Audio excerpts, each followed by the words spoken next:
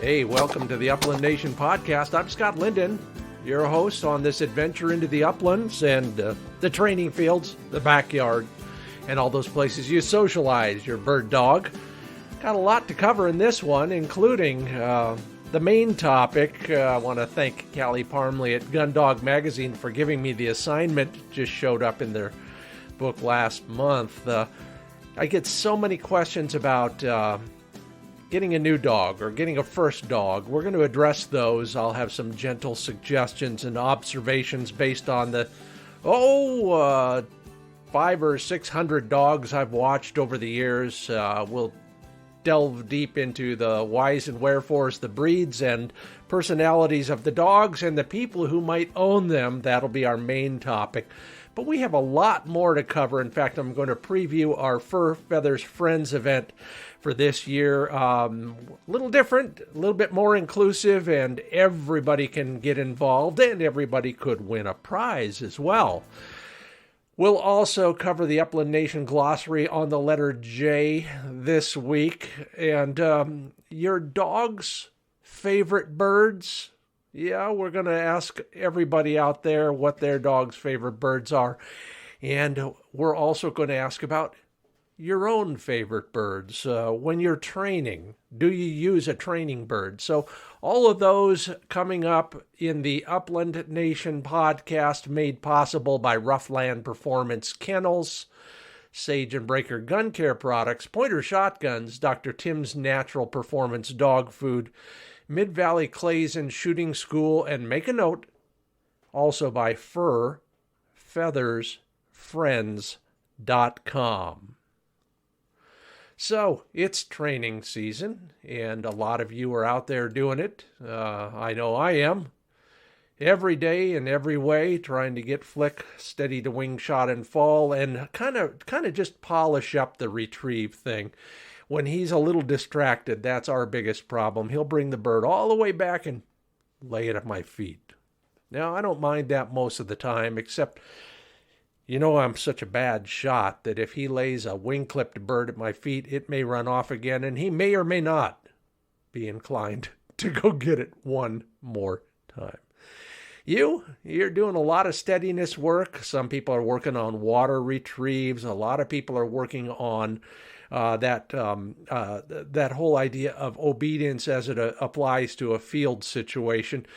But all of those involve something near and dear to my heart, and I'm looking out the window as we speak at my pigeon loft, and many of you have the same situation, same setup. I thought I'd ask on Facebook, who uses training birds, and do you get them from your own loft, from a friend or a club, and what kind? Or are you a wild birds only proponent, and how's that working for you? Richard Elliott says, I'm partial to homing pigeons, but believe wild birds are the finishing touch. He's absolutely right there. No birds, no bird dog, as George Hickok said. Callie's dad, Jay Hobbs, says, your dogs are better dogs with training birds, period. Travis Hampton keeps a coop with pigeons and chuckers. Hey, Travis, do they get along okay? I've been tempted to do that a few times. He uses them for preseason tune-up drills. That, and like many of us, he likes listening to chuckers. John Sauer has raised pigeons for a long time. He said they scent really well. Isn't that the truth? Man, you can smell them yourself downwind of a bunch when you are doing what I'm doing, which is working on this covey flush thing. I swear I can smell them. John, I get it. He flushed them, and they flew right back to they're the only training bird that you can use over and over and over again. Robert Murphy, I feel your pain. He said, I train with homing pigeons. I tried quail once, but it only took 15 minutes for all of them to escape. I remember making a show many years ago, and we needed a bird for a close-up, so we borrowed a bird from somebody. It was a live bird, and it was in a preserve, so we had a bunch in a box for that kind of stuff, and so I pull the bird out of, it's a bobwhite. I pull it out of the box and I hold it up for Tad so he can zoom in. And the moment I stop holding hard, the bird says, "This is my chance." And sure enough, boom, out of there. Happened 3 times before we finally got the shot. Yeah, slow learner. That's me, all right. Jack Gable says he keeps pigeons, quail, chukars, and pheasants. Keeping them means making training setups where we can get them back. Pigeons, of course, will home. Significant access to wild birds would be preferred. Whew! He writes me an essay there. Go on the Facebook page and take a look at what he has to say. It's quite useful. And finally, Tom Williams says, back in the old days, with a frowny emoji, it would have been wild because they were everywhere. The only need for training birds or bought birds was for pointing dogs, steady training, and retriever training. Still true. We just need more of that. Tom, thanks for your observations and your little history lesson as well. Yeah, if you want to get involved, the best place to do it is the Wing Shooting USA Facebook page. Thank you all for kicking in on that one. Sure enjoyed it. And we'll have more, actually. We're going to talk about your dog's favorite birds coming up later in the Upland Nation podcast. In the meanwhile, we are brought to you in part by Sage and Breaker Gun Care products, crafted at the highest caliber. Sign up for the mailing list. Get first notice on all the new products as they come down the pike. Always free shipping, whether it's lubrication, hardware, tools, cases, accessories. It's all right there, including that pretty cool gun cleaning. I'll call it a bore snake for lack of a better term. It's just way more advanced than all the others out there. Learn more at sageandbreaker.com. And if you're into learning mode right now, go to legacysports.com, get yourself an online or a hard copy of their 2022 catalog. If you're shopping for a new shotgun, whether it's a high-end gun to upgrade your own situation, maybe a youth gun or something, if you want to go from a pump to an over and under or something like that, they've got a full line of semi-automatics, over and unders, youth guns, target, field, you name it, they have it, and many of them will come with that Cerakote finish in a variety of colors. Learn more about pointer shotguns at legacysports.com.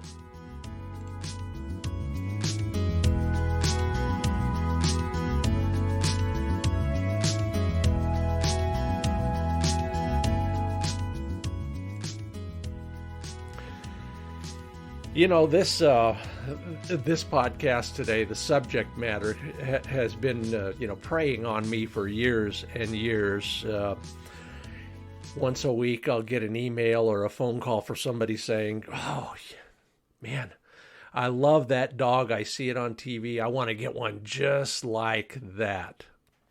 Or somebody wants an upgrade from whatever they're using in the field, whatever kind of dog it is. They want to, go to the next level, whatever that is. You might be at the same point. Or maybe you're ready for your first dog.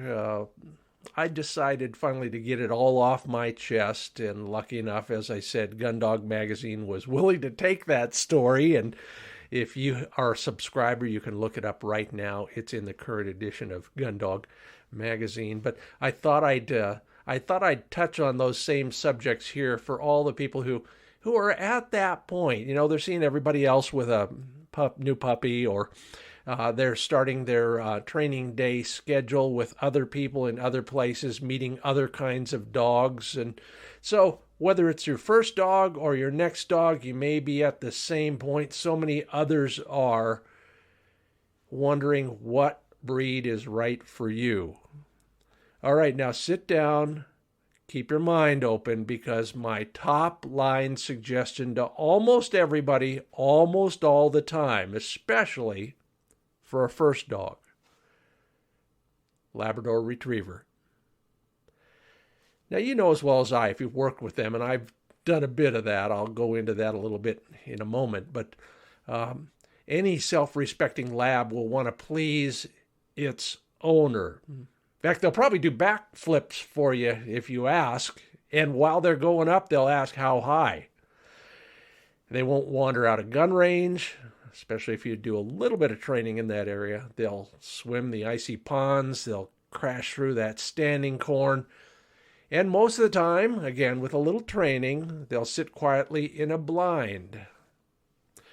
Now, a better breed might be in your future if you define better in a different way. And maybe I probably should have edited that. A different breed might be the one you're looking for, but most of the time, a great entry-level bird dog is a Labrador Retriever. All right, now, I know that sounds strange, coming from a guy who's been in the wire hair world for over 30 years. But in that time, I have worked with, in one way, shape, or form, hundreds and hundreds, and I should probably do the math, but I've marshaled hunt tests. I've marshaled and assisted at field trials. I've gunned at both of those. I have been to dozens and dozens and dozens of training days with a NAVTA chapter or other groups of one sort or another. I work with my own. Every year on the TV show, I hunt with about 30 to 50 other dogs of all breeds, all shapes, all sizes. And these are some suggestions that might just be of value to you. Save you a few minutes of shopping time, for example, or a little bit of angst over maybe the dog that you thought you wanted, but maybe you really don't after hearing a little bit more about them. That's my goal. I hope it benefits you. As I said, the first one, top line, Labrador Retriever. Unless you, like me, fell in love with that first quivering, eye-bulging point. Or you're looking for something that's a little bit different, looks different, or is more of a specialist, or is more of an all-around dog. In Germany, a Gebrauchshund. Many of us continue. Our entire life is spent searching for one dog that'll make us shoot better, look younger, and by the way, hopefully they know where 28 gauge ammunition is for sale. So here's a start, at least. Now, these are just gentle suggestions. You have your own reasons, and if you've dug deep into any of this, you have more data available to you than most. But this is a starting point. In the magazine, they called it a buyer's guide, or maybe I called it a buyer's guide. I don't know if they use that now that I think about it. Anyway, a lot of the prevalent breeds got that way because, for good reason. They hunted well. They attracted strong followings. German Shorthairs came here in larger numbers after World War II with returning GIs. Of course, English setters were here for 100 years before that, imported by grouse hunters, and got lots of great publicity in sporting magazines.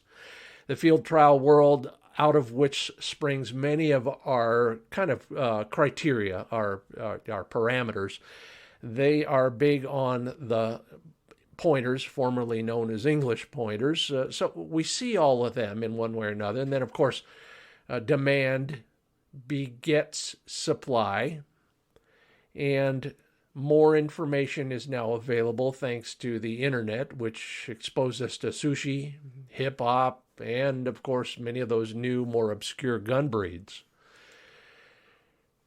Out of all of those, at least among the few hundred that I've seen, the only sure thing is that any dog may or may not exhibit all the traits typical of their breed. And that's on any given day. Let's not forget, there comes a time when even the best dog goes off the rails. So don't judge a dog by its cover. Don't judge a dog or a breed by a single field trial score or performance. Every day is a different day. Any day is just a snapshot. It's a recording of what's happening on that moment and only that moment. Now remember that every owner, too, will shape a dog's personality and performance. You know that. That's why we're here. We're talking about dogs. We're talking about dog training. We're talking about hunting. All of those things, we as humans have incredible influence over our dogs. How we train, what we train with, the types of rewards we use, the method we use for training, all of those things will affect any given dog's performance. I'm just lucky that bad training and bad shooting can't bollocks up a bunch of bushy eyebrows and beards. Although I do use those as excuses once in a while. All right, so let's go hunting for a new hunting dog. Do you love the wide open spaces? I do. I was born in the wrong continent. I should have been born on the savannas of Africa maybe 100 years ago when the hunting was better. If you're like me and you like that wide open country, then you're chasing prairie birds, sharptails, maybe sage grouse, maybe huns, most of the time. If that's your cup of tea, then you're probably looking at a pointing dog. Those birds will generally cooperate pretty well, and I might expand that to the Valley bobwhite and Gambel's quail too. Pointing breeds require a little bit of training to hold staunch until at least the flush, and maybe beyond that if you're into the testing world. You'll also want dogs that have some run in them for the vast rolling hills we chase the birds on, or those flat prairies, the desert valley floors. All of those things combined boil down to a few dog breed recommendations that might be for you. German short-haired pointers, English setters. Some of the German wire hairs will run big. Yeah, I'm thinking of you, Flick. Some of the Brittany's, Vizslas, and poodle pointers. Wow, that's a mouthful. Poodle pointers will cover ground, and the challenge becomes sometimes reining them in. The other challenge is getting your dogs to stay steady when they point a dog at 400 yards and you're climbing uphill the whole way. Now, that is simply that, an obedience and training challenge most of the time, but a lot of those birds will kind of get bored with the scene and walk away after that or fly off. And so you got to deal with a dog that maybe has to deal with that. Now, there's a few ways to do that. The first is help your dog learn to creep or relocate their point once the birds move, or your dog will end up breaking point itself and busting the birds out right about the time you get to the top of the hill and are catching your breath for a shot. So intense regular training for a pointing dog in the wide open country is a lifelong challenge or hobby. Yeah, over here we do it every day for fun. But if it's not your idea of a good time, then maybe a pointing dog is not for you, especially a big running pointing dog. But the upside is if you're awestruck by a dog skidding into an eye-bulging point, all the discipline and all the time is worth all the preliminary headaches. Now, you will need a loft full of training pigeons, access to grounds, and a lot of time. My goal has always been 5 days a week of training. Hit it most of the time. Sometimes we get in 6, sometimes we get in 3. And as the weather warms, we're going to have to start earlier and earlier. But a pointing dog will need that much work if you want him to excel in the uplands where the big flying birds and the big running dogs come together. Man, oh man, we have a lot more to cover here at the Upland Nation podcast. I've got some more suggestions about the kind of cover you want to hunt and what dogs match, plus matching a dog breed to your personality. So if you've got a specific kind of work ethic or a family situation, I'm going to make some more gentle suggestions and observations on that. We'll also cover your dog's favorite bird, as told by their owners on Facebook. We'll go to Jay in the Upland Nation Glossary and I'll have a way for you to take a newcomer hunting and maybe win a shotgun. It's all coming up on the Upland Nation podcast. And we are brought to you in part by RuffLandKennels.com. Ruff, R-U-F-F, RuffLandKennels.com. Love the side door on mine.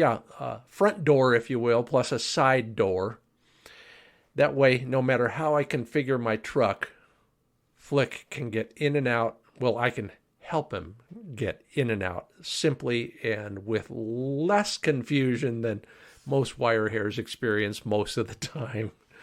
RuffLandKennels.com is where you can peruse the colors, the design. Remember, these folks pioneered roto-molded performance dog crates. And take a look at all the accessories they have available to hang on, mount over, attach to, or simply accompany your dog on the adventure we call bird hunting. It's all at RuffLandKennels.com. And here's a good chance for me to plug the next kind of fun and gratifying initiative we are doing here at the Upland Nation podcast and across all my platforms, and that is furfeathersfriends.com. Learn more about how to get involved. And by getting involved, what I mean is the whole goal of this effort, as it has been in years past, is to get you to take somebody else hunting. We all have our own reasons for it. Personally, you never know when you're going to lose a good hunting buddy, so take somebody along. Don't put it off. Make a date now for this season. Learn more about how just doing that, let alone joining us in Huron, South Dakota in October, could win you everything from an over and under shotgun to a peat boot dryer and a few things in between. Get on the mailing list. It doesn't cost anything. All you got to do is respond, and then you're entered to win all of that stuff and more, and get all the details on furfeathersfriends.com.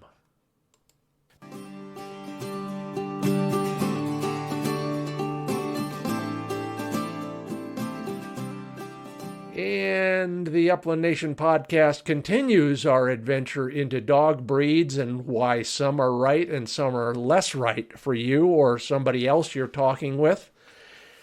When I wrote the book a few years back, I totaled up how many dogs I've worked with on the TV show to that point, and it was somewhere in the neighborhood of 300. And that was just on the TV show. Like I said, I've probably helped out at about 75 different NAVDA events of one sort or another, and then a whole bunch of others for AKC and American Field and NASTRA and everybody else.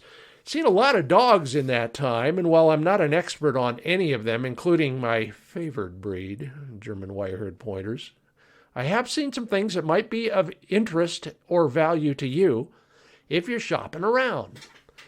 If you're in the upper northeast or the upper Midwest and you love the thick stuff, chasing rough grouse, or maybe some bobwhites down in the pine forests, woodcock, or other forest grouses, maybe a closer working dog is best.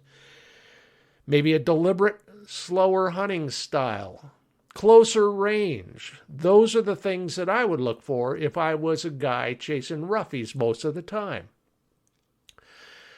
You might take a look at wire-haired pointing Griffons. Just love their look, and they're just a little bit more deliberate than some of their wire-haired cousins. Some English setters were bred for the grouse woods.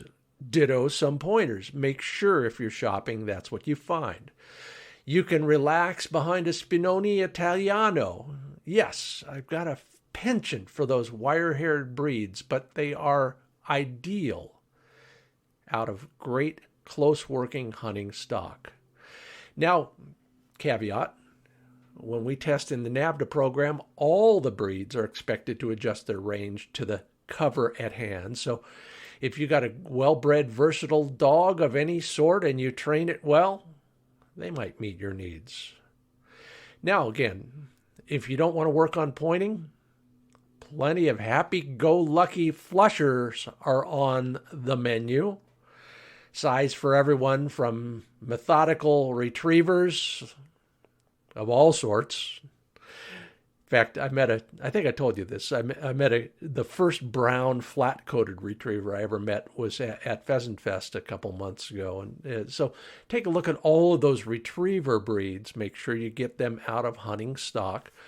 Or take a look at some of the other Flushing Spaniels, the Cockers from the right breeding, Springers, and all those others, including the lovely and beautiful Boykins. They're hassle-free most of the time, except for the grooming nightmares on those longer-haired breeds. But all you need to train them to do is go out and come back on command. If you're lucky, you got one that will stop on the flush. Your biggest challenge might be keeping them in gun range, but again, that starts with breeding. All right, if you're a waterfowler, you love the marsh, you don't mind being cold and wet, you want a dog that doesn't mind at all. Coat becomes very important. Water retrieving is critical, and biddability is a virtue. You know, for handled retrieves, blind manners, all of those things that are important when you drop a big mallard way out there. Well, that's why Labradors and Chesapeake Bay retrievers were engineered. There are other breeds that work as well. Many of them have that double coat like those two. Keeps them warm and relatively dry. And they've got that desire. They want to please you. They want to do what you want them to do. And in this case, it's hold still when the ducks cup their wings and then break only on command to lovingly and aggressively bring those birds back. You don't want a big dog like that? Well, consider a Boykin. I'm big on them these days. Pocket rockets that you can lift into your canoe. Water Spaniels, hey, it's all in the name. They're bred for it. And, of course, a plug for some of the versatile breeds if you're going back and forth, back and forth. You know, it's funny. One of the first wire hairs I ever met was at an AKC retriever test where it took the top position. Yeah, it doesn't happen often, but it's happening more and more. A friend's short hair just ribboned at another AKC retriever test, so it can happen, and it's kind of cool. But they're bred to point, and in my opinion, the field is their stage. If I ever jump shoot a duck while I'm hunting with my wire hairs, I can count on them to bring it back, but I'm not going to make a habit of the retrieve or my ability to hit the duck to begin with. Yeah, I've hunted with a lot of media moguls, some who you know, founded television networks, and governors, secretaries of state, and a few others, but pro guides and old farmers, standing corn and head-high CRP. If there's rough stuff in your hunting future, crop rows and what I'll loosely call pheasant country, then it seems to me that all those folks have learned over the years the thing that I keep learning over and over myself. The ideal breed for pheasants in pheasant country is a Labrador retriever. Now, I've chased these sons of guns in 8 different states, watched a dozen dog breeds bust brush and come out the other side, ears bleeding and eyes scraped. But if I lived in the Dakotas, I'd own a broad-shouldered lab that knows how to bulldoze its way through those stalks. Now, if you don't want that much dog, get yourself a spaniel that can jink and juke through the bottoms and put those birds in the air, then load back into the crate along with their brace mate. I've learned over the years, and this is just kind of a generality, and we all have those days when it works perfectly, but most of the time it doesn't work quite as perfectly with a pointing breed. First off, those pheasants will run dog-losing distances. I remember once on a TV shoot, in fact, somebody's pointer was chasing pheasants in standing corn. Those pheasants just ran until Well, they vanished over the horizon, and so did the dog. We spent a good hour looking for that dog. Finally, you know what we did? You might try this as a last resort. We took a beeper collar, turned the beeper on, put it at the corner where we were going to be back in a couple hours, let that thing beep and beep and beep. And sure enough, at some point, the dog figured that out and came back. We found him there, just laying next to the beeper a couple hours later. But anyway, if you are a pheasant fanatic, you might want to look seriously at one of the flushing breeds as opposed to one of the pointing breeds. You're listening to the Upland Nation podcast. We got a lot more to come regarding this discussion topic. We're going to talk about you and what dog breeds might match you in just a moment. Let me also remind you, we got the Upland Nation Glossary coming up, the letter J. Start thinking about that. If you got a J for me, I'd sure appreciate it. A little scanty on the J's in the glossary. And we're also going to talk about your dog's favorite birds, as told by you. But first, speaking of you, a puppy is a 10 or 15-year commitment, and just to be honest with yourself is the most important aspect of shopping for a dog. If you're unwilling to meet your dog's genetic potential as a hunter, then maybe it's time for you to take up fishing.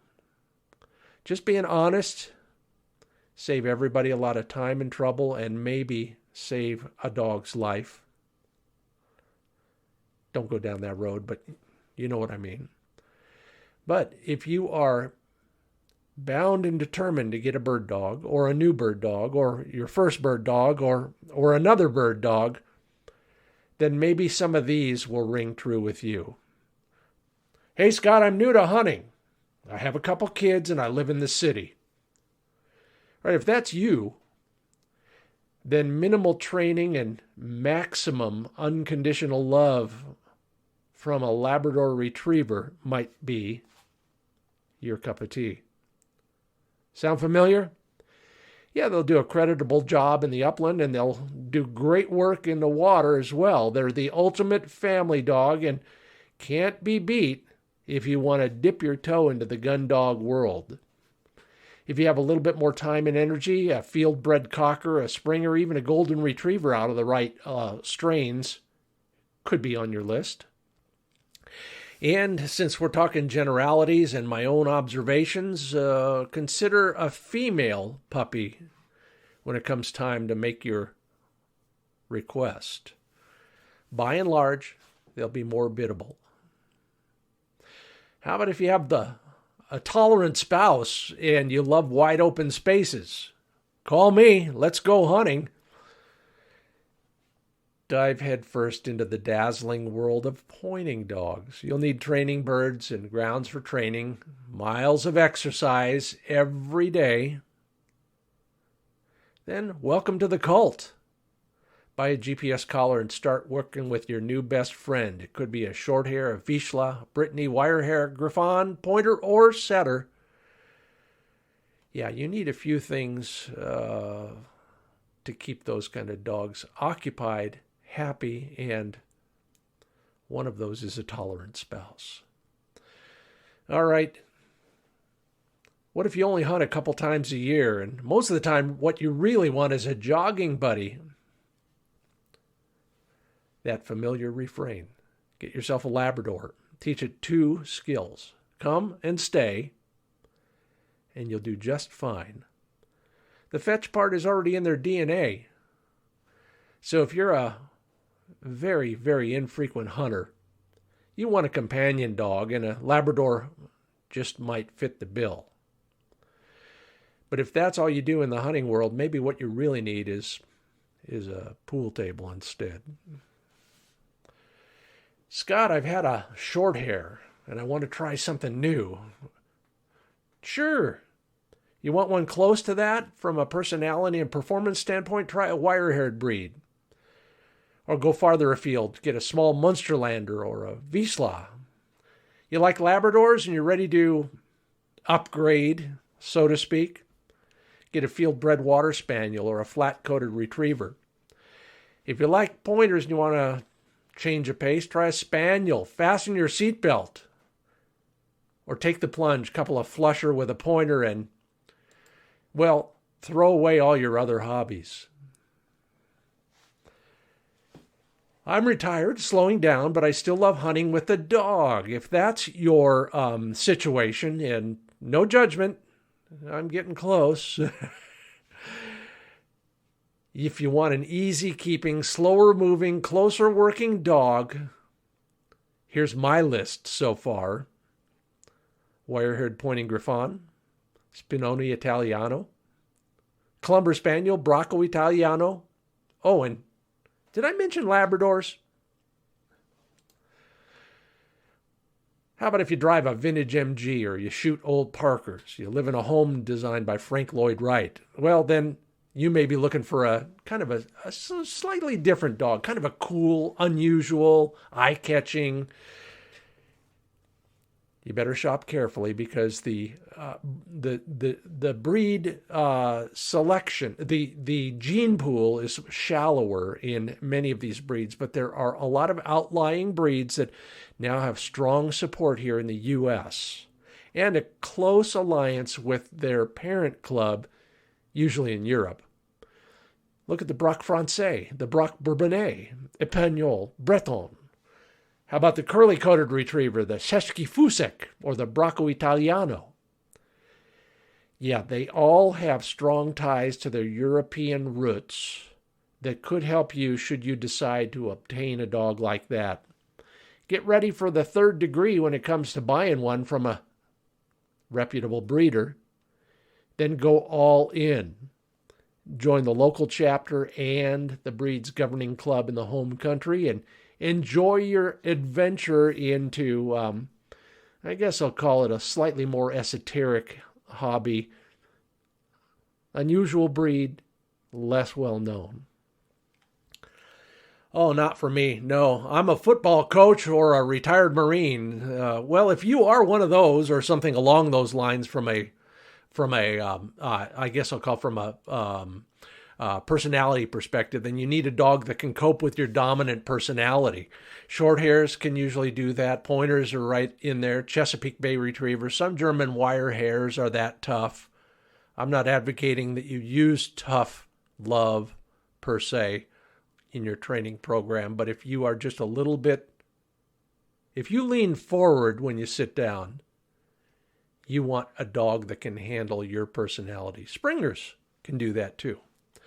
But softer dogs like English setters, most of the cockers, and most of the French dogs respond better to a light hand in training. If you're looking to avoid angst in your life, then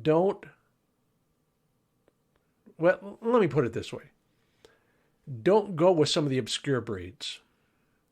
You'll need one that will respond to your particular laissez-faire attitude. Flushers, probably more your style. Or a pointing dog that you are happy with that points birds and then breaks at the flush, for example. You want to consider coat maintenance. So get a dog with an easy to clean, easy to pick out burrs from coat. Cockers don't have that, but they will idolize you. Labs, hey man, if they could, they'd wear your high school ring, and neither of them needs to point either. Wash and wear dogs, no headaches. Fewer headaches, I shouldn't say that, I'm generalizing. Now, speaking of generalizing, thank you. That's all those are, some gentle suggestions, but they may end up paying off for you as well. So if you are looking, perhaps those thoughts are of benefit to you. I love them all. If I could afford to feed them, I'd have a whole kennel full. Until that day, I'm like you. I search for the perfect breed to help you and to help me eventually, but I'm still a wire hair guy. Don't worry, Flick. I doubt that you're last in the line. And the good news is they're all perfect if we're honest with ourselves and our expectations. This section of the Upland Nation podcast is all about reminding you that if you can't exercise a dog 5 times a week all year, if you're not a passionate hunter, get an aquarium.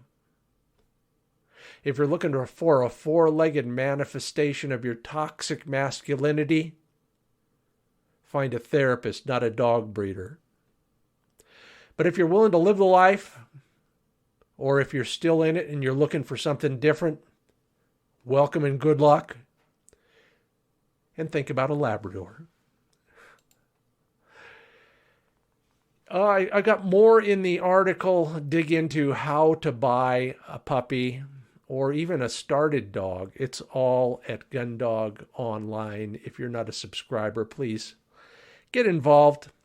It's a great magazine. Callie Parmley, the editor, has made some incredible changes over there, all for the better, and love the look of the magazine.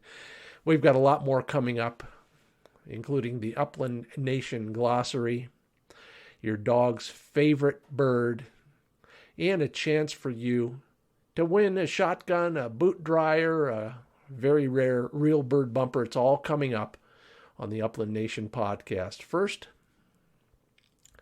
we're brought to you by Dr. Tim's Natural Performance Dog Food.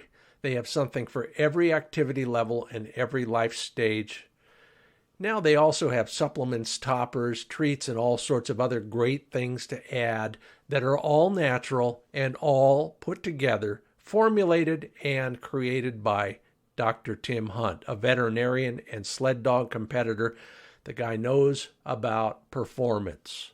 Always free delivery, 30% off your first order at drtims.com. Yeah, we've been talking a lot about our first dog or our next dog, and if first or next applies to your shotgun, well, then you want to reach out to Mid-Valley Clays and Shooting School. midvalleyclays.com is their website. If you like an autoloader and you're shopping for one, you can't find what you're looking for, take another look at the new Maxxis 2 line from Browning. Yeah, the new Maxxis 2 from Browning has adjustable stock. Ease of loading and unloading is one of the keys. It's light enough. If you use an autoloader, it's got some of the features you may not find anywhere else. Take a look at all of that and more and see if you are a candidate for a Browning Maxxis 2 from midvalleyclays.com.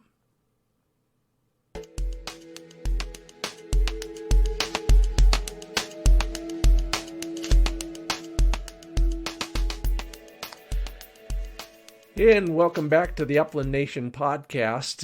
We're up to the letter J in the Upland Nation Glossary. And again, a little light on the J's, so if you got any suggestions, drop me a note somewhere.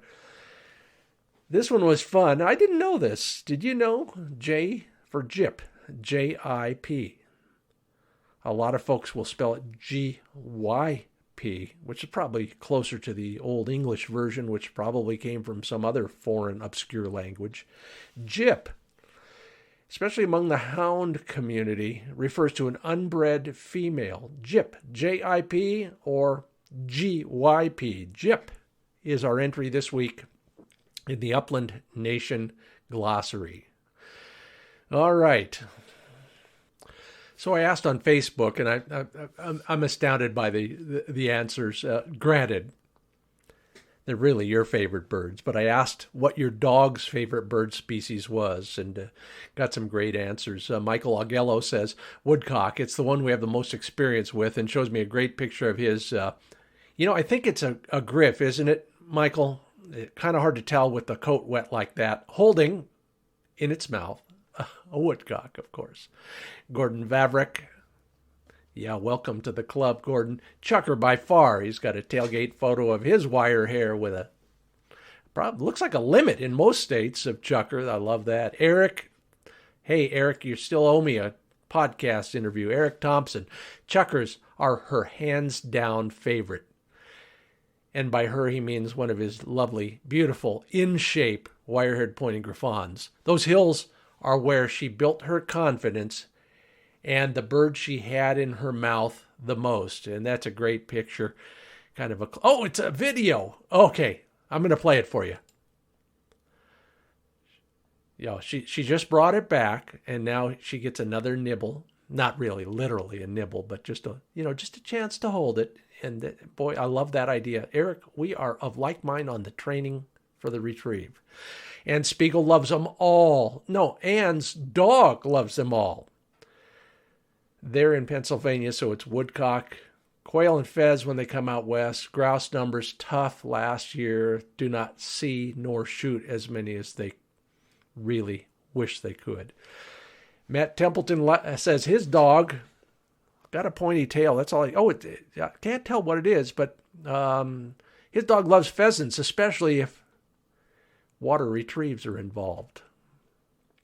Felton Jenkins, good friend. Gray Partridge, of course, I know. You and Dean, and me and Flick.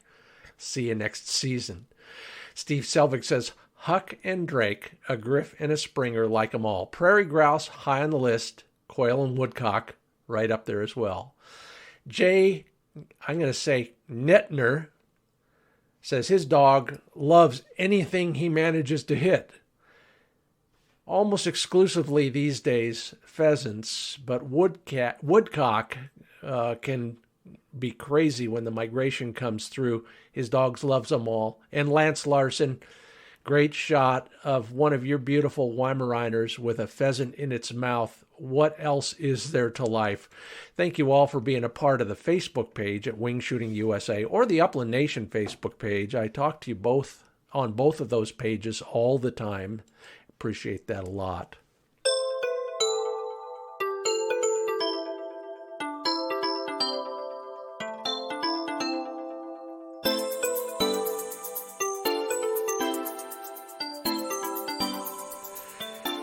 Okay, so I've mentioned Fur Feathers Friends. Started out as a chance for us on the TV show to honor people in uniform, veterans and active duty military. We would bring them together and take them hunting, first on a very low-key basis.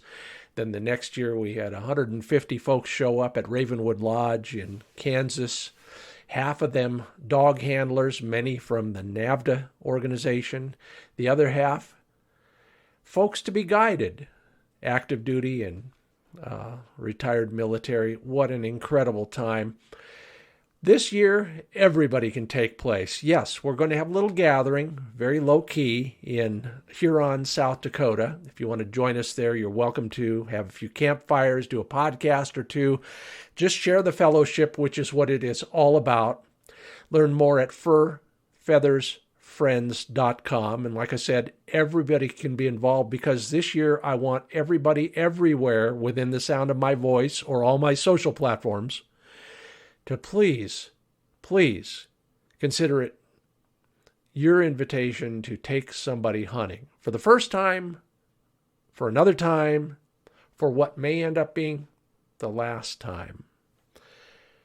Yeah, maybe I'll go into those details later, but take somebody hunting, make a commitment, go to furfeathersfriends.com, tell me who you're taking, and you're entered to win all sorts of prizes. There's a great picture list of all those prizes and all sorts of ways for you to be involved. furfeathersfriends.com. Mike Augello, he's already said yes, he's taken someone hunting this season. Their name is Tom Suhaki. Fraternity brother goes by the name Earl, and they're going to take Archie, which from the tailgate picture looks like a beautiful wire-haired pointing griffon. They're headed for Nebraska. Hey, maybe I'll see you guys there. Bringing the whole NAVDA chapter. Oh boy, that'll be a party. Thanks a lot. Mike and everybody else who's already gotten on the mailing list and told me who they're bringing. Yeah, learn more at furfeathersfriends.com. And with that, I thank you for being such kind listeners. I hope you enjoyed and maybe learned something about your next or your first dog from my gentle suggestions and observations. If you left a rating or a review, especially at Apple Podcasts, I sure appreciate it. Man, oh man, are we growing, not just there, but everywhere else. I'll leave you with this quote. It's anonymous, but it is spot on. Choosing a dog may be the only chance you get to pick a relative. I'm Scott Linden. You're listening to the Upland Nation podcast. Until we meet in the field, maybe I'll see you at the range.